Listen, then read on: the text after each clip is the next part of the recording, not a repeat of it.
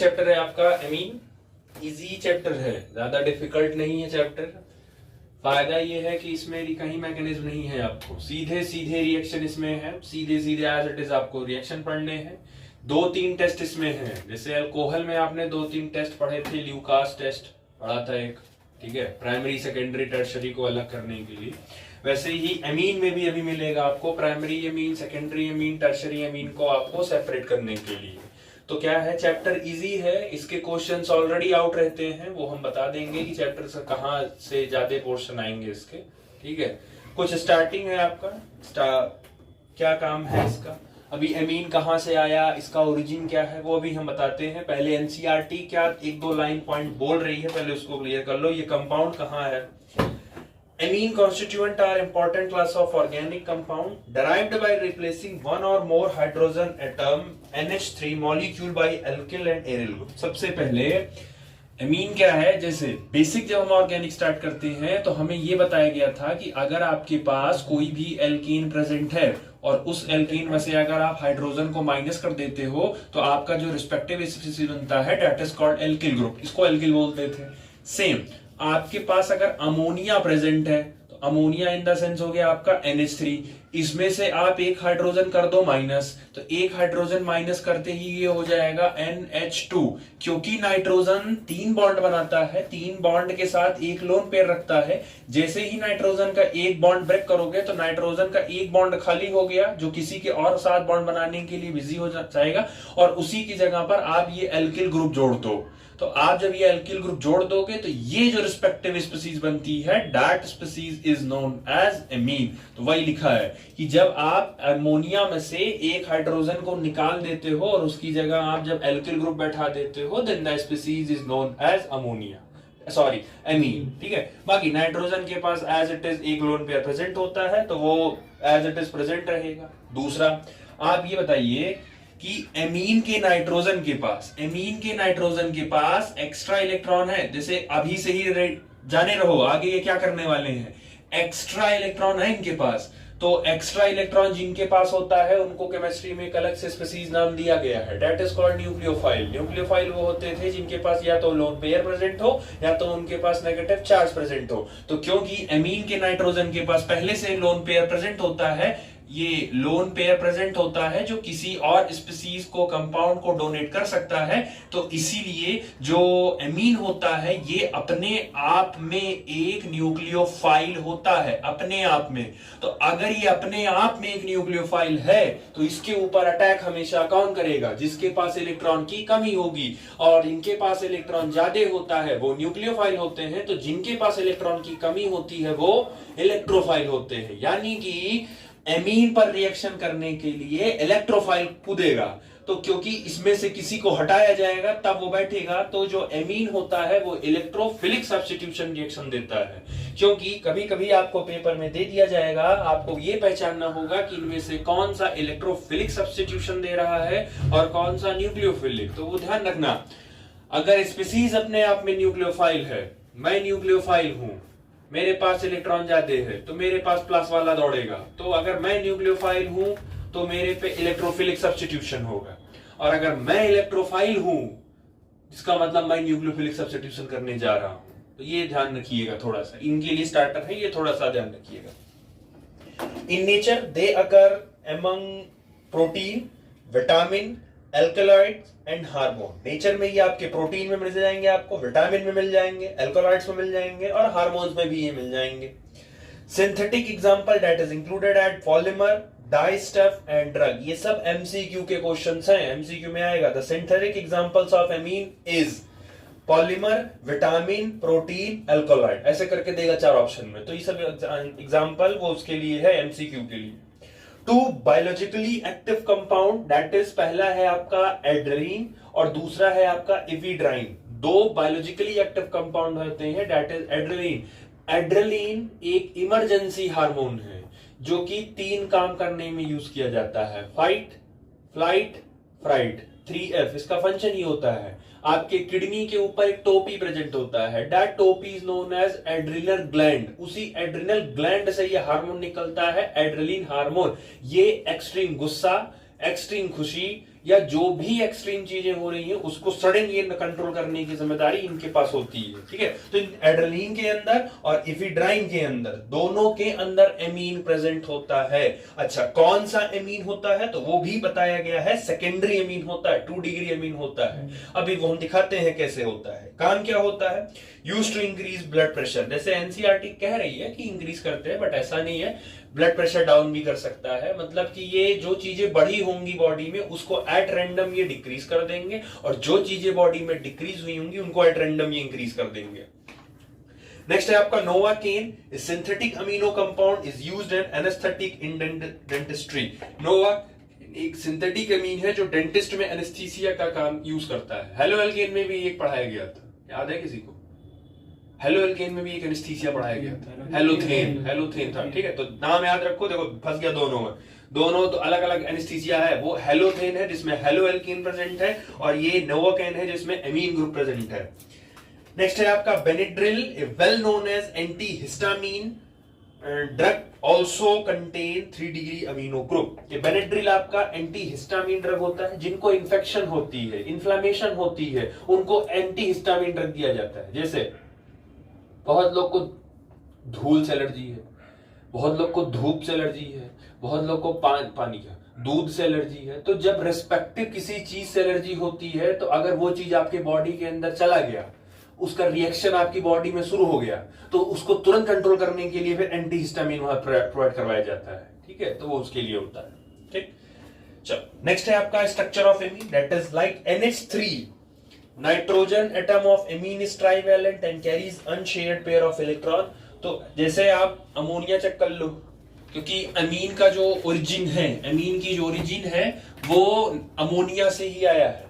अगर आप class 10th का 11th का अगर आप chemical bonding and molecular structure पढ़े हैं, तो सिंपली अमोनिया का आपका NHHH और ये आपके पास हो गया लोन पेयर।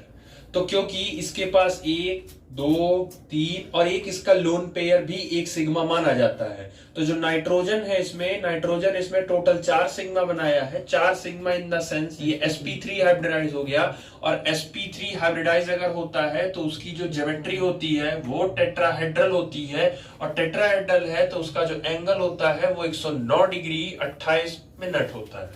ठीक, ये है नॉर्मल। लेकिन अगर मैं ये कहूं कि मैं इसके लोन पेयर को इंक्लूड नहीं कर रहा हूं, ठीक है, लोन पेयर को मैं इंक्लूड नहीं कर रहा हूं, विदाउट इंक्लूडिंग लोन पेयर, तो बिना लोन पेयर के इंक्लूड किए इसका कुछ ऐसे आ जाएगा। बाकी ये हाइड्रोजन भी अगर टेट्राहेड्रल रखोगे तो ये ऐसे नहीं, ये ऐसे रहेगा। ठीक है, ये ऐसे रहेगा। तो यहां से जब आप बनाओगे तो ये आपको टेट्राहेड्रल मिल जाएगा। अगर लोन पेयर इंक्लूड नहीं करते हो तब बेसिकली हाइब्रिडाइजेशन नहीं चेंज होती है। एक बार जो हाइब्रिडाइजेशन सेट हो गई वो सेट हो जाएगी, हाइब्रिडाइजेशन चेंज नहीं होगी। लेकिन क्योंकि आप अब इस कंपाउंड का आपने ज्योमेट्री बताया है, तो ज्योमेट्री जब बताई जाती है, तो क्लास 11 में पढ़ाया गया था, ज्योमेट्री जब भी बताई जाती है लोन पेयर को इंक्लूड करके बताया जाता है। लोन पेयर इंक्लूड रहता है जब आप ज्योमेट्री बता रहे होते हो। लेकिन जैसे ही आप किसी भी कंपाउंड का आप शेप बताने जाते हो, तो शेप बताने के लिए क्या है कि आपको लोन पेयर को इंक्लूड नहीं, लोन पेयर को छोड़ के बोलना है। तो एक्सक्लूड लोन पेयर को आप छोड़ दीजिए और तब उसके बाद आप बोलिए। तो इस केस में जो इसकी ज्योमेट्री आएगी, जो इसका शेप आएगा वो आता है आपका पिरामिडल। ये आ गया पिरामिडल। ठीक, जैसे अमोनिया देता है, जो काम अमोनिया का है, जो ज्योमेट्री है, जो शेप, जो एंगल अमोनिया का है, एज इट इज सेम काम जब आप एमीन का बनाते हो तो एमीन का भी आपको सेम टू सेम वैसे ही दिखता है। एमीन में क्या है, एक हाइड्रोजन माइनस करके उसकी जगह R बैठा दो, तो यहां पे प्रेजेंट हो जाएगा नाइट्रोजन और H और एक जगह R बैठा दो, बाकी एक लोन पेयर है as it is, 1 sigma 2 sigma 3 sigma और एक लोन पेयर उसका 1 सिग्मा। तो जैसे काम आप अमोनिया का किए हो सेम टू सेम काम आप इसका करोगे। ठीक है, तो जो क्राइटेरिया वो नॉर्मल एमीन के लिए अमोनिया के लिए यूज करते हो सेम टू सेम ये यहां भी कर सकते हो। ठीक है, अब उसके बाद आता है आपकी डिग्री के बेसिस पे। जैसे अल्कोहल का बोले थे कि ये 1 डिग्री अल्कोहल है, ये प्राइमरी अल्कोहल है, ये 2 डिग्री अल्कोहल है, या सेकेंडरी अल्कोहल है, ये 3 डिग्री अल्कोहल है, टर्शरी अल्कोहल है। सेम वैसे ही इसमें भी आपको 1 2 3 डिग्रीज बतानी है कि अमीन क्या डिग्री है, 1 डिग्री है कि 2 डिग्री है। अमीन का चैप्टर अगर छोड़ दिया जाए तो बाकी जितनी भी जगहों पर आप डिग्रीज डिसाइड करेंगे वहां तरीका ये होता था, जैसे हेलो एल्केन वाले चैप्टर में हेलोजन जिस कार्बन से अटैच है वो कार्बन कितने और डायरेक्शन में अटैच है बता देते थे। अल्कोहल के केस में OH जिस कार्बन से अटैच है वो कितने डायरेक्शन में अटैच है बता देते थे। कार्बोक्सिलिक के केस में कार्बोक्सिलिक का बगल वाला कार्बन कितने कार्बन से है। तो बेसिकली आप एक जो वो सेट कर रहे थे, क्या बोलते हैं, फ्रेम ऑफ रेफरेंस जो आप सेट कर रहे थे वो कार्बन था। एमीन के चैप्टर में कार्बन नहीं सेट होगा, एमीन के चैप्टर में खुद नाइट्रोजन सेट होता है, फ्रेम ऑफ रेफरेंस खुद नाइट्रोजन लेता है। जैसे अगर मैं लिखूं RNHH तो नाइट्रोजन कितने डायरेक्शन में कार्बन से अटैच है, अब नाइट्रोजन को देखना है। तो नाइट्रोजन एक डायरेक्शन में अटैच है, तो ये जो स्पीसीज होगी ये कहलाएगी आपकी 1 degree amine, that is primary amine. अगर मैं इसका एक हाइड्रोजन निकाल के यहां पे भी एक एल्किल जोड़ दूं तो ये हो जाएगा RR और ये हो जाएगा H। अब ये नाइट्रोजन 2 डायरेक्शन में कार्बन से अटैच हो गया, तो क्योंकि 2 डायरेक्शन में हो गया तो ये हो गया आपका 2 डिग्री एमीन। और अगर सेम तीसरा वाला भी निकाल दिया जाए तो नाइट्रोजन एक एल्किल इधर, एक एल्किल इधर और एक एल्किल इधर, तो नाइट्रोजन 3 डायरेक्शन में कार्बन से अटैच हो गया, तो ये जो आपका बनेगा that is called tertiary amine. अब ये जो टर्शरी एमीन के बीच का एंगल होता है, क्योंकि sp3 है, ये टेट्राहेड्रल है, टेट्राहेड्रल का एंगल 109 डिग्री होता है, लेकिन क्योंकि 3 डिग्री अमीन का जो एंगल होता है वो थोड़ा सा 1 डिग्री घट जाता है, क्योंकि बड़े बड़े ग्रुप आ जाते हैं। एल्किल आपका एक बड़ा ग्रुप है, बल्कि ग्रुप है, उसके आने की वजह से रिपल्शन थोड़ा सा कम होता है, इसकी वजह से एंगल थोड़ा कम हो जाता है, तो 109 डिग्री से घट के वो एंगल 108 डिग्री हो जाता है। बाकी इतना है, बाकी ये क्लासिफिकेशन याद रखिएगा, ठीक है, कि 1 डिग्री 2 डिग्री कैसे पहचानोगे। अच्छा, इसका एक तरीका और है पहचानने का। नाइट्रोजन के पास, सुनो, नाइट्रोजन के पास जनरल ट्रेंड के हिसाब से नाइट्रोजन के पास कितने हाइड्रोजन होने चाहिए थे? 3 हाइड्रोजन होने चाहिए थे, लेकिन एक हाइड्रोजन निकला तो 1 डिग्री एमीन, 2 हाइड्रोजन निकला तो 2 डिग्री एमीन, तीनों हाइड्रोजन निकल गया तो 3 डिग्री एमीन। या तो ऐसे याद रखिए, एक हाइड्रोजन निकला तो 1 डिग्री अमीन, दोनों हाइड्रोजन निकल गए 2 डिग्री अमीन, और अगर तीनों हाइड्रोजन निकल गए तो 3 डिग्री अमीन। एक तो ये याद कर सकते हो। दूसरा तरीका है नाइट्रोजन को चेक कर लो, नाइट्रोजन को सेंटर मान लो, नाइट्रोजन कितनी डायरेक्शन में अटैच है। अगर मैं नाइट्रोजन हूं तो अगर मैं इधर कार्बन से अटैच हूं, बाकी 2 डायरेक्शन मेरे पास हाइड्रोजन ही है, तो ये 1 डिग्री हो गया।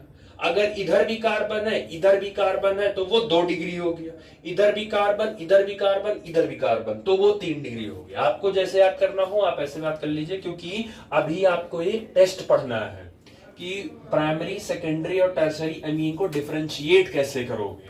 जैसे वहां किए थे primary alcohol, secondary alcohol, tertiary alcohol with the help of Lucas reagent. Lucas reagent क्या होता था? Concentrated HCl plus anhydrous ZnCl2।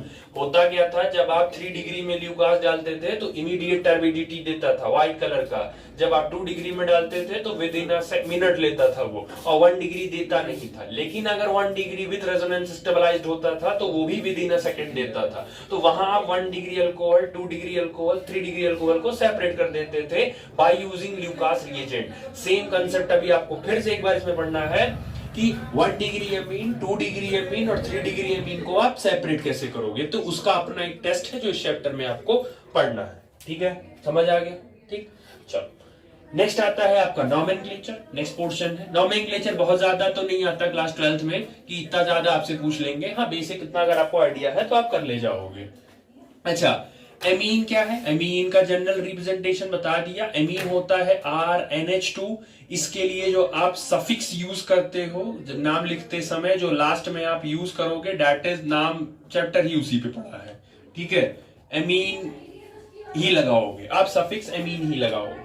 चलो करना क्या है देखो, RNH2, R में आप पहला रख दो कार्बन, तो ये हो जाएगा CH3NH2, अब देखो, इसके कॉमन और आईयूपीएसी दोनों लिख सकते हो। सबसे पहले कॉमन, ध्यान से, CH3 आपका होता है मेथिल, तो CH3 को लिख दिया मेथिल, और बाकी NH2 का मतलब होता है एमीन, तो ये कॉमन नेम हो गया, that is called methyl amine.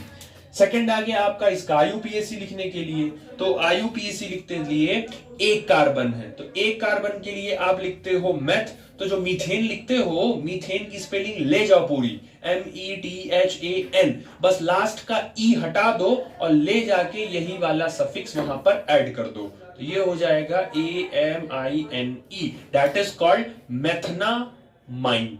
इसको फिर पढ़ोगे मेथना, एक साथ पढ़ लो यहां तक मेथना, और फिर इसको एक साथ पढ़ो माइन, मेथनामाइन, ठीक है।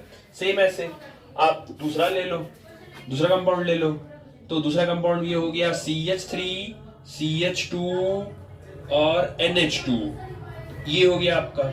इसके लिए अगर लिखना हो तो CH3 CH2, ये जो इतना पोर्शन होता है इसको हम बोलते हैं एथिल, तो ये हो गया एथिल, और बाकी NH2 होता है एमीन, तो ये हो गया आपका एथिल एमीन, ठीक। आईयूपीएसी लिखना हो तो क्योंकि दो कार्बन है, तो दो कार्बन के लिए आप ले जाते हो एथ, तो ले जाओ पूरा इथेन, लास्ट का ई हटा दो और उसमें एमाइन जोड़ दो, तो ये हो जाएगा एथनामाइन, ठीक।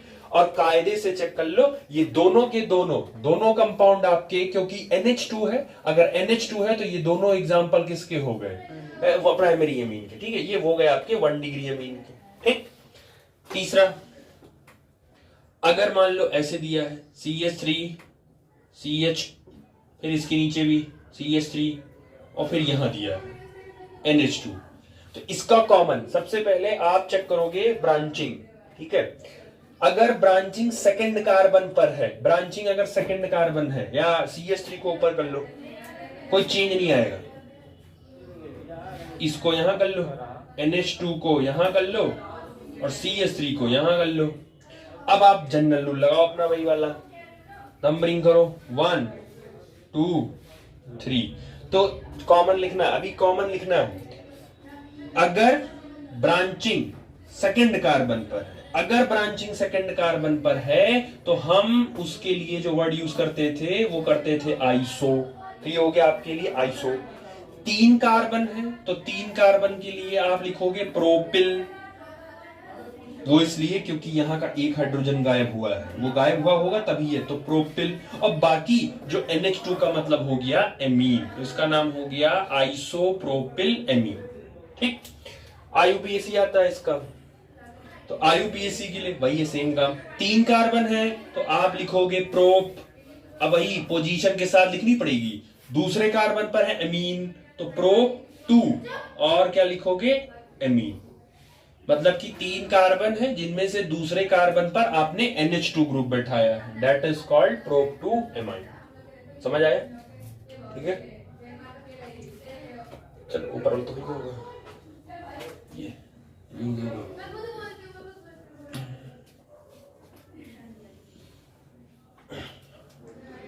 चौथा देख लो, CH3 N CH2 CH3 H।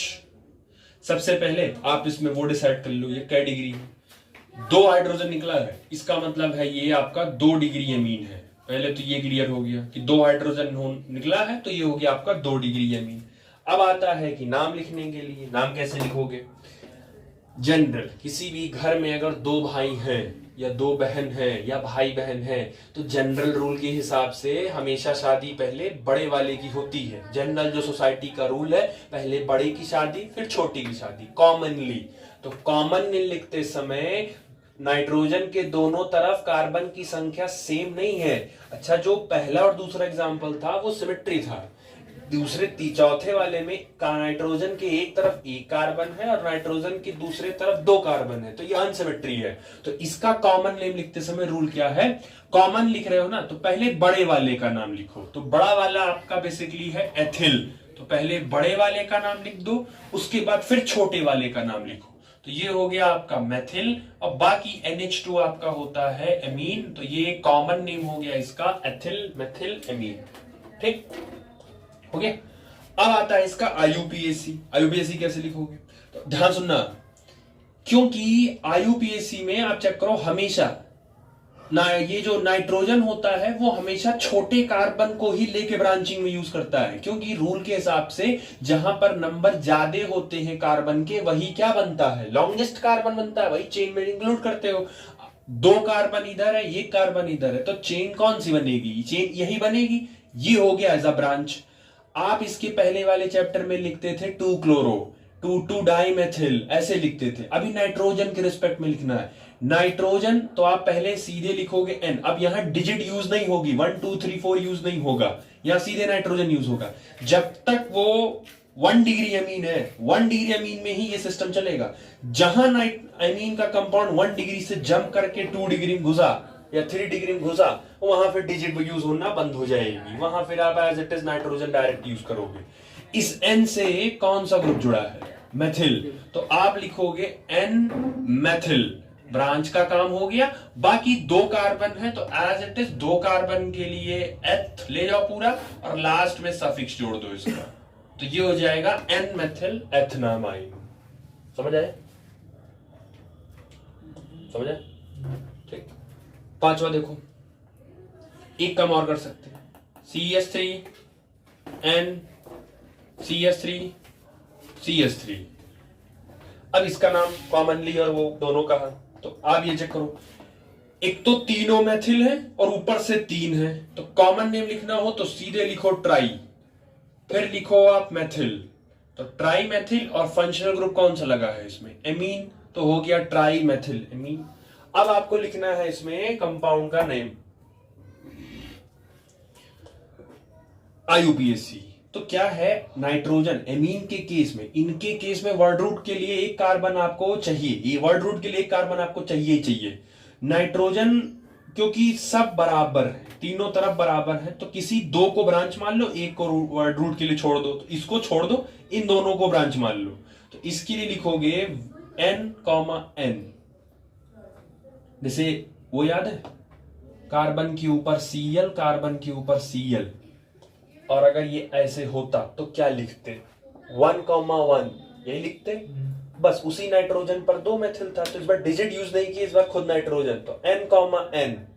यहां क्या लिखते, 1, 1, 2 है तो क्या लिखते, डाई, फिर Cl को क्या लिखते हैं, क्लोरो, तो डाई क्लोरो। सेम ऐसे ही 2 है ना, 2 को मान रहे हैं, तो ये हो जाएगा डाई, और CH3 होता है मेथिल, तो N डाई मेथिल। इनका काम हो गया, इनको हमने एज अ वर्ड रूट में इंक्लूड किया है, तो 1 कार्बन के लिए हम यूज करते हैं मेथ, बाकी एज इट इज मेथनामाइन, ठीक। और एक इस चैप्टर की जान, अगर एरोमेटिक में आप जाते हैं, एरोमेटिक में अगर आप एंट्री मारते हैं, तो इस चैप्टर की जान, आधा चैप्टर ही इन्हीं पे चल रहा है, चलेगा भी।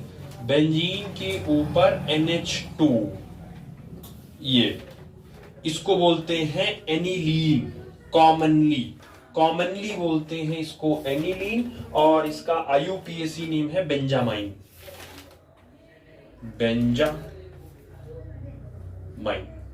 तो ये तो अभी पूरे चैप्टर में बार बार यूज होंगे। पहले चैप्टर में ये कहाँ आया था, ये किस रिएक्शन, सैंडमेयर में आया था। तो एज इट इज आपको जो जिन्होंने हेलो एल्केन अच्छे से पढ़ा है उनके लिए ये चैप्टर दिक्कत नहीं करेगा, क्योंकि हेलो एल्केन में आधे से ज्यादा बाल-सीमेन रिएक्शन, सिजीज reaction, Sandmeyer reaction, diazotisation reaction, आधे से ज्यादा रिएक्शंस आप ऑलरेडी हेलो एल्केन में पढ़ के आ रहे हैं, तो यहां चैप्टर प्रॉब्लम नहीं करेगी, वो आपको याद रहेगा, वो स्मूथली चलता जाएगा, ठीक। ये चारों के आप नाम लिखिए आईयूपीएसी, और चारों को साथ में नाम के साथ आप ये भी लिखेंगे कि ये 1 डिग्री है या ये 2 डिग्री है या ये 3 डिग्री, ठीक। लिखो जरा, चलो इसको क्या करिए, पहले स्ट्रक्चर इसका ओपन करिए। अच्छा, दूसरी बात, NH2 लिखा है, मतलब 1 हाइड्रोजन गायब है, तो ये 1 डिग्री हो गया। इसमें भी NH2 है, 1 हाइड्रोजन गायब है, तो ये भी 1 डिग्री। इसमें 2 हाइड्रोजन गायब है, इसका मतलब ये 2 डिग्री, और इसमें भी 1 ही हाइड्रोजन गायब है, तो ये 1 डिग्री, ठीक है। चलो ये क्लियर हो गया। अब इस स्ट्रक्चर को जरा ओपन करो, देखो 2 CH3 है और CH, तो पहले C को पकड़ो, C, और इससे 2 CH3, तो 1 CH3 इधर, 1 CH3 इधर, और 1 हाइड्रोजन इधर, और इससे 1 NH2 इधर। पहले स्ट्रक्चर बना लो सबका। फिर ये हो गया आपका CH3। अरे इसमें एक चीज छूट गया होगा। अच्छा CH2 का होल ट्वाइस, CH2 का होल, ठीक है। ये CH3 हो गया।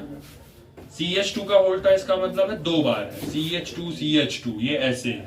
और फिर ये आपका NH2, ये ऐसे है। इसमें है आपका CH3, फिर N, और इससे फिर है आपका C, और इससे है फिर आपका CH3 CH3। बाकी आपका as it is hydrogen hydrogen. और फिर इसके बाद है आपका C, इससे इधर है आपका CH3, इधर भी है आपका CH3, इधर है आपका CH3, और ये हो गया आपका NH2। ठीक, चलो अब इनका नाम लिख लो। तो नाम लिखोगे तो एज इट इज वही 1 2 3।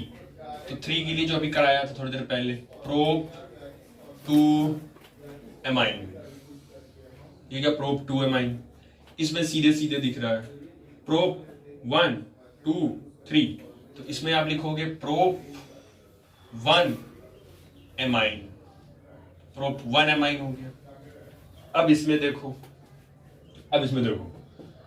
ये इधर भी आपके पास ये 3 लोग हैं, और इधर भी आपके पास है। तो इधर आपको पहले इनका नाम लिखना पड़ेगा, क्योंकि ये फिर N पे ब्रांच हो जाएंगे। ये इनका नाम हो गया N मेथिल, ये हो गया N मेथिल।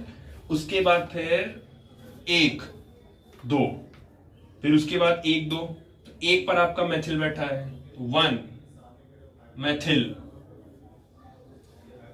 2 कार्बन, 2 कार्बन के लिए एथ, और क्योंकि NH2 ही है तो एज इट इज फिर एथनामाइन। इनमें आओ, तो इनका तो नॉर्मल वाला ही करना पड़ेगा, 1 2 3। तो इनके लिए हो जाएगा एमीन का A और मेथिल का M पहले आएगा। नहीं, ये तो फंक्शनल ग्रुप है ना, मेन है, ये तो बाद में रहेगा। तो ये हो जाएगा 2 मेथिल, 3 कार्बन है तो प्रोप, और दूसरे कार्बन पर अमीन है तो प्रोप 2 एमीन। एनसीईआरटी में सफिशिएंट नॉमेनक्लेचर है, आप एनसीईआरटी का नॉमेनक्लेचर कर लो, आपको नॉमेनक्लेचर के हिसाब से प्रिपेयर हो जाएगा। ठीक, चलो देखो, नेक्स्ट है आपका नॉमेनक्लेचर के बाद method of preparation of amine. Amine को आप इन 6 तरीकों से बना सकते हो।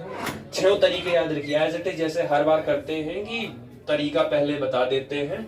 सबसे पहला तरीका है नाइट्रो का रिडक्शन कर दो, NO2 के कंपाउंड को, नाइट्राइल CN का रिडक्शन कर दो, एमाइड CONH2 का रिडक्शन कर दो। और ये 2 मेन तो बहुत इंपॉर्टेंट है, क्योंकि ये दोनों नेम्ड है, गैब्रियल थैलिमाइड सिंथेसिस, ये इंपॉर्टेंट है, और हॉफमैन ब्रोमाइड डिग्रेडेशन प्रोसेस, ये भी क्योंकि दोनों नेम्ड है। एंड लास्ट है आपका ammonolysis of alkyl halide.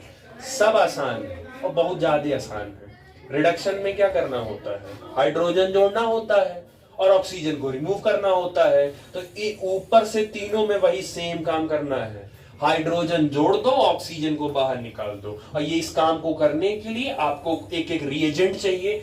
Nitro का रिएजेंट अलग है, नाइट्राइल का रिएजेंट अलग है, और एमाइड का रिएजेंट अलग है। बस इतना ही करना है। दूसरा, रिडक्शन करवाने जा रहे हो तो रिडक्शन करवाने के लिए आपको रिड्यूसिंग एजेंट चाहिए। वही नाइट्रो कंपाउंड को रिड्यूस करने वाला रिड्यूसिंग एजेंट अपना अलग होगा, नाइट्राइल को रिड्यूस करने वाला रिड्यूसिंग एजेंट अपना होगा, और एमाइड को रिड्यूस करने वाला रिड्यूसिंग एजेंट अपना होगा। तो तीनों में रिडक्शन करवाना है, हाइड्रोजन जोड़ना है, तीनों का अपना अपना रिड्यूसिंग एजेंट फिक्स होता है। समझ आया? ठीक। पहला है आपका reduction of nitro compound. Nitro in the sense हो गया कि जो आपके NO2 वाले कंपाउंड होते हैं उन्हीं को बोलते हैं नाइट्रो कंपाउंड। ठीक है, तो करना क्या है, आपके पास नाइट्रोबेंजीन है, नाइट्रोबेंजीन ये है, इसको आपको रिड्यूस कराना है। सबसे सिंपल, हाइड्रोजन ले लो in the presence of palladium. तुम निकल भी ले सकते हो, तुम प्लेटिनम भी ले सकते हो, तुम निकल प्लेटिनम पैलेडियम कुछ भी ले सकते हो। और ये बड़ा मोस्ट कॉमन रिड्यूसिंग एजेंट है। बस इनके साथ आपको एथनॉल एज अ मीडियम लेना है।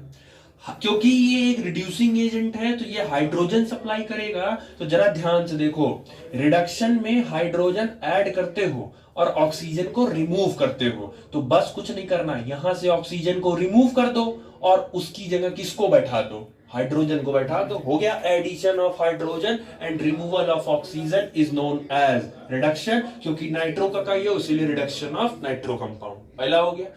इसको एक तरीके से और कर सकते हो, आप टिन HCl का मिक्सचर लेके करवा सकते हो, या इसके अलावा आप आयरन प्लस HCl का लेके करवा सकते हो, दोनों में से किसी का करा सकते हो, नाइट्रो कर जाएगा। बट क्योंकि ये वाला अगर कराते हो iron plus HCl, that is इसको बोलते हैं आयरन स्क्रैप, इनको बोलते हैं आयरन स्क्रैप, इनका कराते हो तो ये ज्यादा अच्छा होता है। क्यों अच्छा होता है, इसके पीछे का रीजन नोट्स में नहीं है, रीजन देखो। आयरन और HCl ये दोनों पहले आपस में रिएक्शन करते हैं, तो ये जब आपस में रिएक्शन करते हैं तो ये बनाता है FeCl2, ये रिएक्शन करके बनाता है FeCl2। और FeCl2 जो है वो एक तरीके का आपका स्ट्रॉन्ग इलेक्ट्रोलाइट होता है, और स्ट्रॉन्ग इलेक्ट्रोलाइट के अंदर ये टेंडेंसी होती है कि वो इमीडिएटली अपने आप को ब्रेक डाउन कर लेगा, तुरंत ये तोड़ देगा। तो जैसे ही तोड़ेगा ये हो जाएगा Fe2+ और साथ में यहां से निकल जाएगा 2Cl- यहां से, और आपका यहां से H+ निकला ही था, यहां से H+ निकला ही था, तो आपका एक तो यहां का H+ निकला ही निकला था।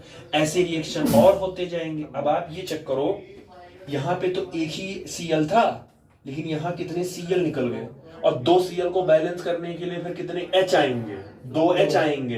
तो क्या है कि आपको अगर आप आयरन स्क्रैप लेते हो, इसका लेते हो, तो आपको बार बार HCl डालने की जरूरत नहीं पड़ेगी। एक बार बस आप नाइट्रो बेंजीन में आयरन स्क्रैप डाल दीजिए, उसके बाद छोड़ दीजिए, आपको बार बार नहीं डालना है, वो खुद ब खुद ये बार बार HCl बनता जाएगा और उसी के अंदर वो यूज होता जाएगा।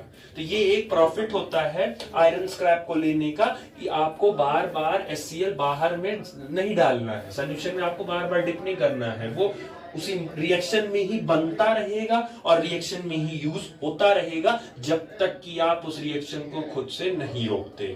समझ आया? लाइन तो लिखा है बट अब वो किया नहीं है इसमें, ठीक है, लाइन लिखवा दिया है कि जो नीचे वाला होता है वो बेटर होता है। Reduction with iron scrap and HCl is preferred because FeCl2 formed get hydrolyzed to release HCl during the reaction। आपने सिर्फ लैंग्वेज लिखा है बट ये काम नहीं लिखा, बनता है तो लिख लो वहां पे।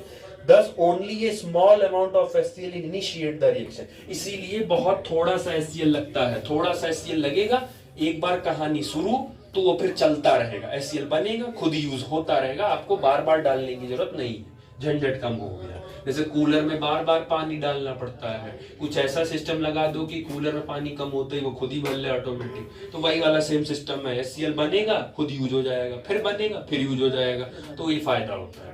ठीक, चलो नेक्स्ट है आपका नाइट्राइल। अच्छा, इनको लेके एक पहले मिसकंसेप्शन, नाइट्राइल का मतलब है CN, तो इनका पहले मिसकंसेप्शन दूर रख लो। इसको साइनाइड भी बोलते हैं CN को, और इसी CN को हम नाइट्राइल भी बोलते हैं। तो बच्चे कंफ्यूज रहते हैं इसमें कि साइनाइड कब बोलेंगे और नाइट्राइल कब बोलेंगे। तो साइनाइड आप तब बोलते हो जब ये कंपाउंड आपका इनऑर्गेनिक में इंटर लेता है, जैसे किसी भी मेटल के साथ है, KCN, NaCN, MgCN, जब इनऑर्गेनिक का कंपाउंड बनता है तो वो साइनाइड यूज होता है। लेकिन जब ये CN ऑर्गेनिक में कदम रखता है तो ऑर्गेनिक के केस में फिर इसका नाम नाइट्राइल हो जाता है। तो वो पेपर में आता है तो क्लियर नहीं होता नाइट्राइल क्या है, नाइट्राइल CN ही है। जब CN को ऑर्गेनिक में बोलते हो तो वो नाइट्राइल कहलाता है। एज इट इज इसका भी रिडक्शन करवाना है, तो नाइट्राइल के रिडक्शन के लिए R, C, और नाइट्राइल में होता है C और N, और C और N के बीच में होता है 3 बॉन्ड। इसका करवाना है रिडक्शन, तो रिडक्शन के लिए वही सबसे बढ़िया H2 ले लो in the presence of nickel, साथ में आपको एक मीडियम लेना पड़ेगा that is sodium amalgam NaHG, या इसके साथ आप अल्कोहल भी ले सकते हो। दोनों में से आपको जो प्रेफरेबल हो, जो सस्ता पड़ता हो, आप दोनों में से कोई भी एक मीडियम ले लो ताकि ये मीडियम हो। देखो बड़ा आसान है, ये बॉन्ड टूट जाएगा, हाइड्रोजन देना है, बॉन्ड यहां का तोड़ दो, सी और एन के बीच का बॉन्ड दो तोड़ दो, एक छोड़ दो, खाली हाइड्रोजन सप्लाई कर दो। बॉन्ड टूटते ही कार्बन की वैलेंसी कितनी होती है? 4। तो जब दो बॉन्ड यहां का तोड़ दोगे तो कार्बन का 2 वैलेंसी तो कम हो गया। 2 वैलेंसी को पूरा करने के लिए वहां पे कौन उतर जाएगा? हाइड्रोजन, क्योंकि हाइड्रोजन ही यूज किए हो।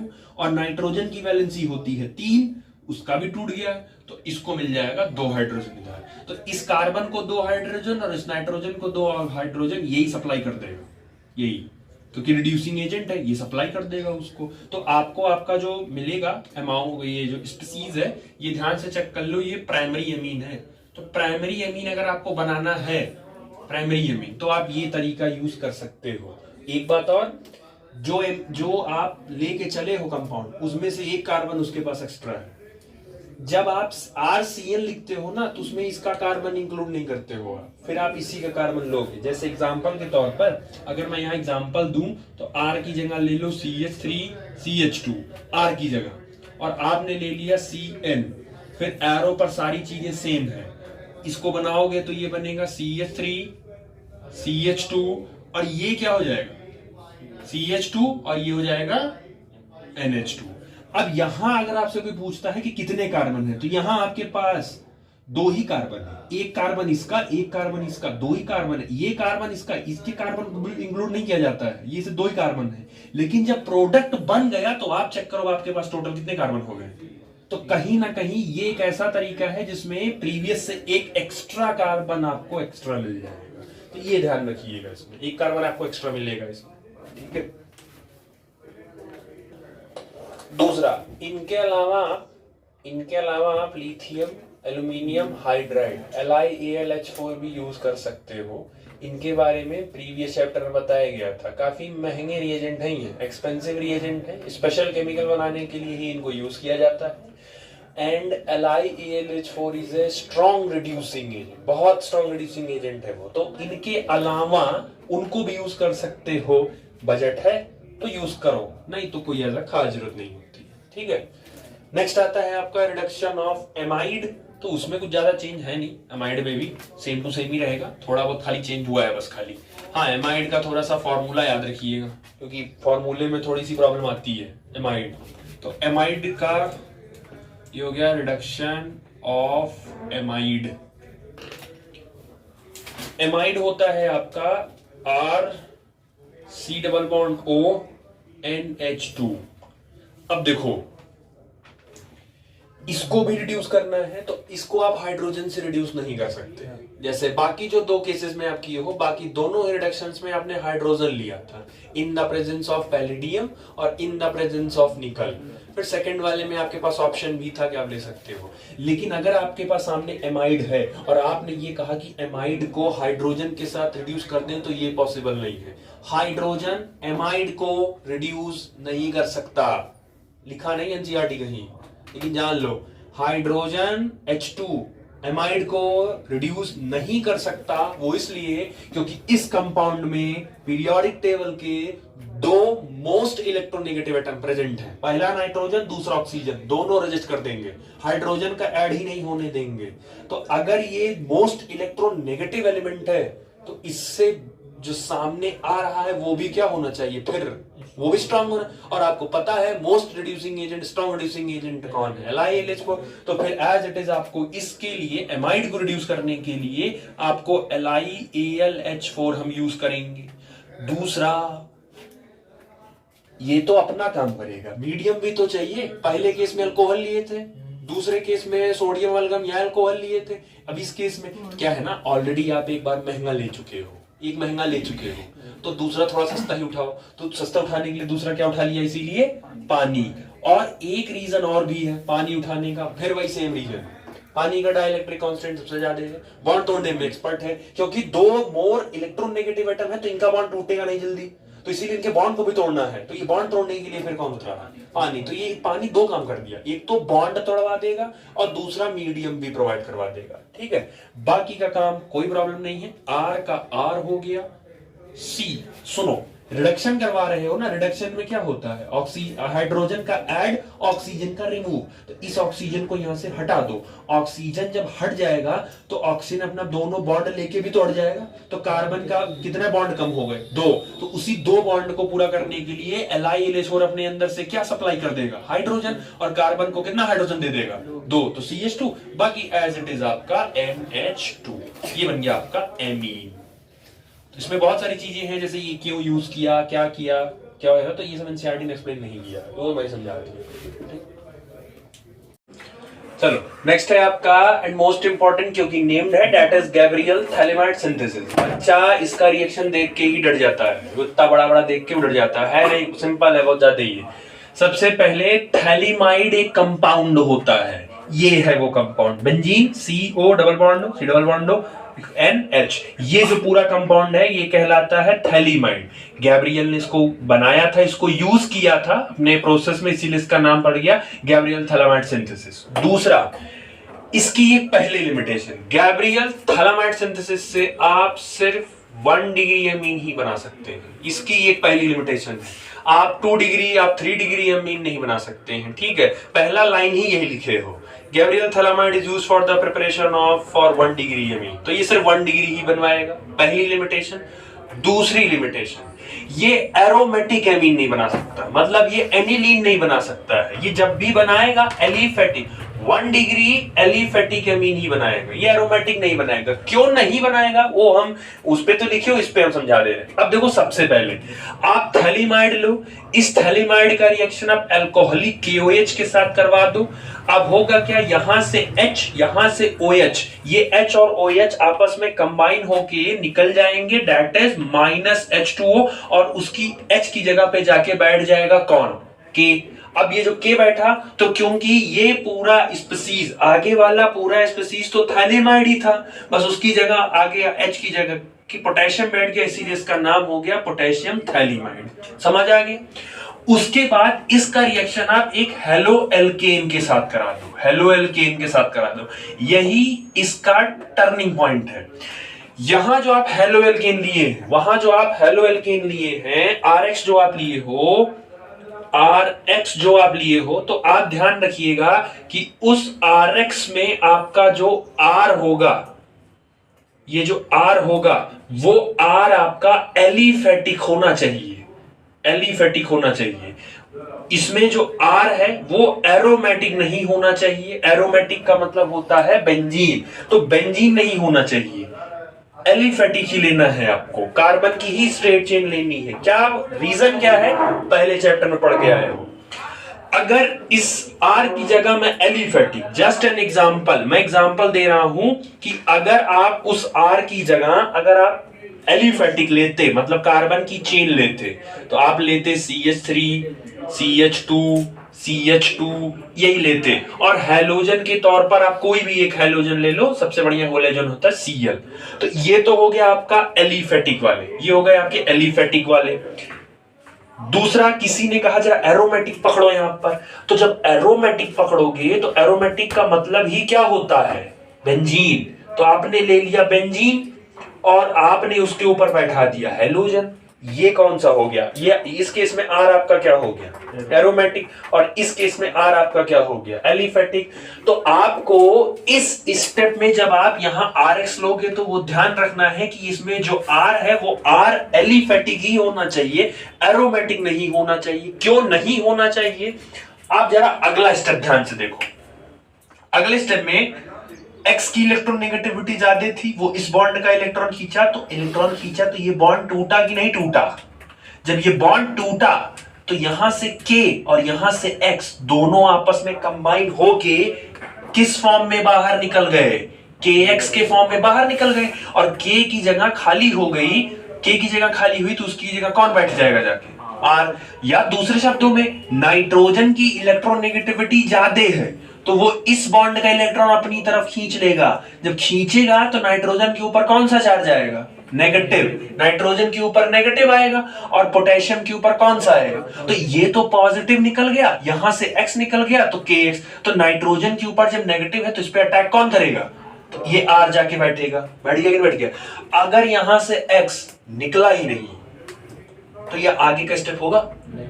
मतलब कि आगे का स्टेप होने के लिए किसको निकलना है, और एक्स लिविंग ग्रुप क्या होना चाहिए। अच्छा, अब जरा आप ये चेक करो, अगर आपने यहां पे आर एरोमेटिक कर लिया तो शायद आपको याद होगा, एरोमेटिक है तो क्लोरीन के पास क्या प्रेजेंट होता है, लोन पेयर। ये लोन पेयर रेजोनेंस के थ्रू यहां क्या कर देगा, डोनेट कर देगा, और जैसे ही वो रेजोनेंस के थ्रू अपना इलेक्ट्रॉन को डोनेट करेगा तो क्लोरीन और उस बेंजीन के बीच में एक बॉन्ड तो पहले से ही था, एक एक्स्ट्रा, और यहां वाला इलेक्ट्रॉन यहां शिफ्ट हो जाएगा तो ये हो जाएगा माइनस, और यहां पे एक बॉन्ड और एक्स्ट्रा आ जाएगा कि नहीं आ जाएगा। भाई ध्यान दो, इसी सीएल को तो निकलना था, निकलने की बजाय वो एक बॉन्ड और बनाकर बैठ गया, मतलब पार्शियल डबल बॉन्ड का कैरेक्टर आ गया, जिसकी वजह से ये बॉन्ड टूटेगा नहीं, और जब तक सीएल नहीं हटेगा, जब तक यहां से नहीं हटेगा, तब तक आगे का प्रोसेस नहीं करा पाओगे। और शायद आपको ध्यान था, hello benzene, hello arene nucleophilic substitution reaction नहीं देता था। 5 केसेस लिखवाए थे, पहला यही था कि लोन पेयर होता था, दूसरा लिखवाए थे इंस्टेबिलिटी ऑफ फेनिल कटायन, तीसरा लिखवाए थे sp2 हाइब्रिडाइज कार्बन की इलेक्ट्रोनेगेटिविटी sp3 से ज्यादा होती है। हेलो एल्केन में था कि nucleophilic substitution reaction hello arene नहीं देता, तो नहीं देता तो क्यों नहीं देता, पढ़ाया गया है, आपके प्री बोर्ड के पेपर में भी ये पूछा गया था, why chlorobenzene does not show nucleophilic substitution reaction. तो इसका मतलब है कि यहां पे न्यूक्लियोफिलिक सब्स्टिट्यूशन आगे नहीं पॉसिबल होगा, तो यहां पे इस बात को ध्यान रखना है कि आर एलिफेटिक ही होना चाहिए, एरोमेटिक वहां नहीं होना चाहिए, ठीक है, ये ध्यान रखना, ठीक है। तो ये है, बाकी एज इट इज एनआर, ये वाला स्टेप समझा दिया, तो इसका नाम हो गया एन एल्किल, इससे कौन, आर का मतलब होता है एल्किल, तो एन एल्किल, और पीछे पूरा अभी भी क्या है, थैलेमाइड है, तो एन एल्किल थैलेमाइड। उसके बाद इसका रिएक्शन NaOH के साथ करा दो, जब NaOH के साथ कराओगे तो देखो ONA एक साथ टूटेगा और H एक साथ टूटेगा, यहां से R और यहां से H, R और H, सॉरी ये R N और H, ये तीनों एक साथ निकलेंगे, तो जब R N H ये तीनों निकल जाएंगे तो N तो हट गया यहां से, जब N हट गया तो आपके पास carbon double bond O, carbon double bond O, carbon की एक एक वैलेंसी डिससैटिस्फाई हुई, तो होगा क्या, आप जो ये NaOH ले रहे हो, यहां आप टोटल कितना NaOH ले लेना, 2, क्योंकि दोनों कार्बन की वैल्यू पूरी करनी है। तो देखो यही इतना हिस्सा ONA ऊपर वाले कार्बन से जाके अटैच हो गया, क्योंकि 2 लिए थे, तो ये फिर देखो ONA नीचे वाले कार्बन के साथ अटैच हो गया। अच्छा 2 लिए हो तो यहां से हाइड्रोजन में कितना निकलेगा, 2, तो 2 हाइड्रोजन RN और 2 हाइड्रोजन, ये बन गया आपका एमीन। तो ये जो एमीन बनाए हो, ये एमीन कौन सा है, 1 डिग्री एमीन है, तो यही इसकी लिमिटेशन है कि ये जब भी बनाएगा हमेशा 1 डिग्री ही बनाएगा, और एरोमेटिक नहीं बना सकते, क्योंकि एरोमेटिक यही उसने प्रॉब्लम क्रिएट कर दिया, तो उस एरोमेटिक आप नहीं बना सकते, ठीक है। तो उसमें ये ध्यान रखिएगा, गैब्रियल में पूछा जाएगा कि इसमें R should not be aromatic, R आपका एरोमेटिक नहीं होना चाहिए, ठीक है। तो एज इट इज आप क्या कर लो, पहले पूरा रिएक्शन लिख लो, उसके बाद फिर ये स्टार मार्क करके ये भी लिख लो नीचे, ताकि क्लियर रहेगा वहां पे कि एक्चुअल क्या काम हुआ है, जैसे जो लिखा है उसको छापो हो गया। चलो गैब्रियल में आपने लिखा है, Gabriel synthesis is used for preparation of 1 degree amine, as it is मैंने बता दिया। Phthalimide on treatment with ethanolic KOH forms potassium salt of phthalimide, ठीक है, which on heating with alkyl halide, ठीक है, form followed by alkaline hydrolysis, ठीक है, produces the corresponding primary में, ठीक है। तो जो आपने किया उसी को लाइन में लिख दिया। Most important third point, aromatic amine can not be prepared by this method, नहीं बना सकते हो, बिकॉज क्यों, halobenzene does not go under nucleophilic, ये रीजन समझा दिया कि हेलोबेंजीन जो होता है वो न्यूक्लियोफिलिक सब्स्टिट्यूशन नहीं देगा easily, because of partial double bond character, जो कि यहां मैंने समझा दिया कि पार्शियल डबल बॉन्ड कैरेक्टर आ जाएगा। Aromatic 1 degree amine cannot be prepared by this because aryl halide do not undergo nucleophilic substitution with the anion formed by thalamide. तो as it is ये समझा दिया, ठीक है। चलो नेक्स्ट हेडिंग लिखो, Hoffmann bromide degradation reaction, Hoffmann bromide degradation reaction, क्योंकि ये सब नेम्ड है, नेम्ड है एकदम अच्छे से 2-3 बार लिख लिख के। अब तो आपके पास 3 चैप्टर ऑलमोस्ट होने वाले हैं और 3 चैप्टर में नेम्ड अच्छे खासे हैं, कम से कम नेम्ड ही रट लो। नहीं आएगा तो नहीं आएगा कुछ समझ में ना कि नहीं आ रहा, तो जो अपने मन से क्वेश्चन बना के लिख दियो, यही नेम्ड है, ठीक है। खुद से क्वेश्चन बना के लिख दियो, क्या पता जब कुछ ना है भाई फेल हो रहे हो आप, ठीक है। तो पास होने के लिए कुछ तो करना पड़ेगा। हॉफमैन ब्रोमाइड डिग्रेडेशन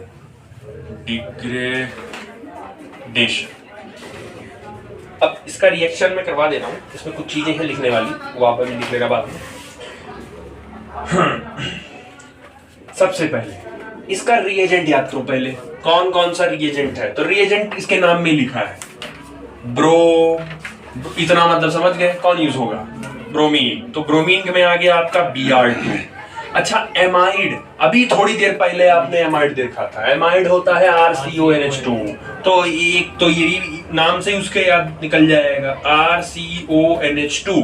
अब एक चीज हमेशा याद रखना, जहां Br उतरता है वहां पहले ग्रुप का मेटल जरूर उतरेगा, सोडियम जरूर उतरेगा वहां। तो अगर सोडियम उतरता है तो उसके साथ ये बेसिकली सोडियम स्ट्रॉन्ग बेस यही उतरेगा खुद। ये 3 हो गए। अब इन्हीं 3 का आपस में रिएक्शन करवाना, इन्हीं 3 को आपस में रिएक्शन आपको बेसिकली करवाना। करना कैसे है देखो, याद करने का तरीका बता दे रहा हूं। क्या करो, इसमें से CO उड़ा दो, CO बाहर कर दो तुरंत। CO बाहर होते ही ये क्या बन गया, RNH2 प्लस CO जैसे उतरेगा तो CO और Na, तो Na और CO की क्लास 10 में बताई जाती थी। Na और CO हो तो बेसिकली इसका एक ही कंपाउंड ही बनेगा, Na2CO3, यही एक कंपाउंड है। तो एक तो ये बन गया। दूसरी बात, Br है अभी, तो Br भी तो निकलना चाहिए। तो Br हमेशा किसके वो आया ही किसके लिए था, Na के लिए। तो एक तो आपका NaBr निकल गया। अब आप ये सोचो कि यहां से भी OH यहाँ है, तो ये OH खाली OH अकेले तो बैठेगा नहीं, OH किसके साथ निकलेगा, हमेशा पानी बन के निकलेगा। चीजें याद रखो इसको ऐसे, CO निकाल दो बाहर तो RNH2 बन गया, CO Na पकड़ लेगा, NaCO का कंपाउंड हमेशा होता है Na2CO3। Br हमें क्योंकि 2 Br है तो उसमें से क्या है, Na हमेशा Br को ही पकड़ेगा, तो वो NaBr हो गया। और उसके बाद OH बच जाएगा। OH जब भी निकलता है तो वो पानी के फॉर्म में ही निकलता है। लास्ट में आप सिर्फ रिएक्शन को बैलेंस कर लो, सिर्फ रिएक्शन को बैलेंस कर लो। 2 Br है तो यहाँ 2 कर लो। अब क्योंकि 2 सोडियम हो गया तो यहाँ 2 सोडियम करोगे, जैसे ही 2 सोडियम करोगे OH डिसबैलेंस हो जाएगा। तो क्योंकि यहाँ पे ऑलरेडी 2 सोडियम है तो 2 सोडियम 2 सोडियम 4 सोडियम, तो यहाँ मल्टीप्लाई किससे कर दो। अब इसको आप कोशिश करो एक लाइन में रट ले रहो, एक लाइन में इसको रटे रहो। RCONH2 plus Br2 plus NaOH gives RNH2 plus Na2CO3 plus H2O plus NaBr। एक लाइन में बैलेंसिंग के साथ 2-3 बार रट लो, रिएक्शन खुद ब खुद याद आ जाएगा। इसलिए नेम्ड है, कोई मैकेनिज्म आपसे नहीं पूछेगा, एनसीईआरटी ने खुद कोई मैकेनिज्म नहीं समझाई है तो वो आपसे पूछेंगे भी नहीं। समझ आ गया, ठीक है। RCONH2 plus Br2 plus NaOH gives RNH2 plus Na2CO3 plus H2O plus NaBr। NaOH में 4 लगाना है, NaBr में 2 लगाना है, बस काम आपका हो गया। NaOH में 4 लगाना है, NaBr में 2 लगाना है। समझ आ गया, ठीक। अब एक्चुअली क्या है, आपका एक बच गया लास्ट वाला, that is ammonolysis of alkyl halide. तो वो कल करवा देंगे क्योंकि वो थोड़ा सा लॉन्ग है। वो वही एक बचा है मेथड ऑफ प्रिपरेशन में, वो खत्म हो जाएगा कल। एज इट इज आपकी फिजिकल प्रॉपर्टी, उस फिजिकल प्रॉपर्टी में 4 लगभग 9-10 पॉइंट है, वो हो जाएगा थोड़ी देर में। उसके बाद आता है आपका chemical properties, basic concept, alkylation, acylation, carbylamine, ये सब बेसिक चीजें हैं। उसके बाद ये है आपका, ठीक है। कोशिश करेंगे जल्दी खत्म।